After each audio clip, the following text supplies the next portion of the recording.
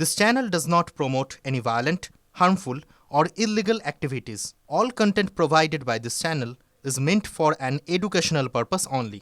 নদীর পাশে কিছুটা এলাকা হলুদ টেপ দিয়ে কর্ডন করা হয়েছে, ঠিক ওইখানটায় কিন্তু সাজ্জাদকে এনকাউন্টার করা হয়, অর্থাৎ এনকাউন্টার স্থল ওটাই। এবং তারপর এই আলপথ বেয়ে কিন্তু সাজ্জাদকে নিয়ে আসা হয় এই রাস্তাটা দিয়ে। আমি একবার দেখাবো রাস্তাটা। এই যে নদীর পাড় দিয়ে উঠে এসে এবং এই যে ব্রিজ, এই ব্রিজের তলা দিয়ে এখান দিয়ে সাজ্জাদকে নিয়ে আসা হয় এবং এই গোটা এলাকাটা কিন্তু কার্যত ঘিরে নেওয়া হয়েছে। আমি TV9 বাংলা পর্দায় দর্শকদের দেখাচ্ছি যেখানে এনকাউন্টার করেছে পুলিশ সাজ্জাদকে, সেই ঘটনাস্থল একদম গ্রাউন্ড জিরো থেকে TV9 বাংলা পর্দায় শ্রীপুর সীমান্ত এলাকার নদীর একদম ধার ঘেঁষা এলাকা। এবং কিভাবে সাদ্দামে এনকাউন্টার হলো, পুলিশকে গুলি করে প্রথমে সাজ্জাদ পালায় বিহারের দিকে, বিহার থেকে নেপাল পালানোর ছক করেছিল সাজ্জাদ, কিন্তু বিহার পুলিশের অত্যন্ত তৎপরতায় সে ঠিক করে বাংলাদেশের দিকে পালাবে এবং যোগাযোগ করে পাচারে হ্যান্ডলারদের সঙ্গে।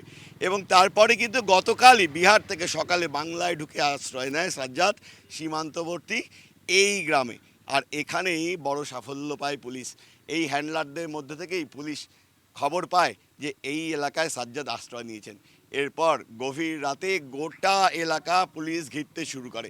স্থানীয় এক ভিলেজ পুলিশ চিহ্নিত করে দেন ঠিক কোন বাড়িতে সাজ্জাদ আছে। প্রায় 500 পুলিশ কর্মী এই গোটা এলাকাটা ঘিরে ফেলে। গভীর রাতে ঘন কুয়াশায় মোড়া এলাকা, প্রত্যন্ত ফাঁকা এলাকা, নিখুঁত অপারেশন চালায় পুলিশ। পুলিশ চেষ্টা করে সাজ্জাদকে হাতে হাতে ধরার, কিন্তু সাজ্জাদ প্রথম গুলি চালায়। তারপর পুলিশ পাল্টা তার পা লক্ষ্য করে গুলি করে, আর তারপর সাজ্জাদ মাটিতে লুটিয়ে পড়ে। এবং তারপর ফের পুলিশকে আক্রমণ করার চেষ্টা করলে তখন পুলিশ তার পেটে এবং বুকে গুলি চালায়। কার্যত এই এলাকাটাতেই মাটিতে লুটিয়ে পড়েন সাজ্জাদ।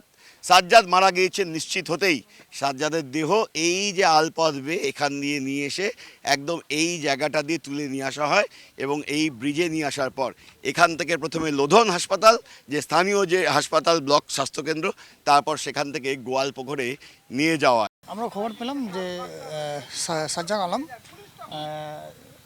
কাশীপুর থেকে এই ব্রিজের দিকে আসতেছে।